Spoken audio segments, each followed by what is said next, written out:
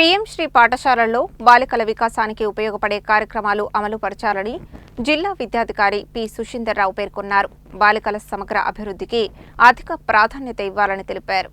జిల్లా విద్యాశాఖ కార్యాలయంలో పీఎం శ్రీ పాఠశాలల ప్రధానోపాధ్యాయులతో జిల్లా విద్యాశాఖ అధికారి పి సుశీందర్రావు సమీక్షా సమావేశం నిర్వహించారు. కేంద్ర ప్రభుత్వ సహకారంతో జిల్లాలోని 43 పీఎం శ్రీ పాఠశాలల్లో విద్యార్థుల శారీరక, మానసిక వికాసానికి దోహదపడే కార్యక్రమాలను పారదర్శకంగా అమలు చేయాలని ఆదేశించారు. ముఖ్యంగా బాలికల సమగ్ర అభివృద్ధికి అధిక ప్రాధాన్యత ఇవ్వాలని సూచించారు. తల్లిదండ్రులు, సమాజ సహకారంతో ప్రభుత్వం ప్రతిష్టాత్మకంగా అమలు చేస్తున్న కార్యక్రమాలను విస్తృతంగా వివరించి విద్యార్థుల నమోదును గణనీయంగా పెంచేందుకు కృషి చేయాలని కోరారు. డిజిటల్ తరగతులు, అటల్ టింకరింగ్ ల్యాబులు, సైన్స్ ల్యాబ్లను సమర్థంగా వినియోగించి విద్యార్థుల్లో సాంకేతిక, శాస్త్రీయ అవగాహన పెంపొందించాలని ఆదేశించారు. ఈ విద్యా సంవత్సరంలో విద్యార్థుల సమగ్ర విద్యాభివృద్ధి కోసం ప్రభుత్వం ప్రత్యేక కార్యాచరణ ప్రణాళిక రూపొందించిందని తెలిపారు. ప్రధానోపాధ్యాయులు, ఉపాధ్యాయులు సమన్వయంతో పాఠశాల స్థాయిలో ఆ ప్రణాళికను సమర్థంగా అమలు చేసి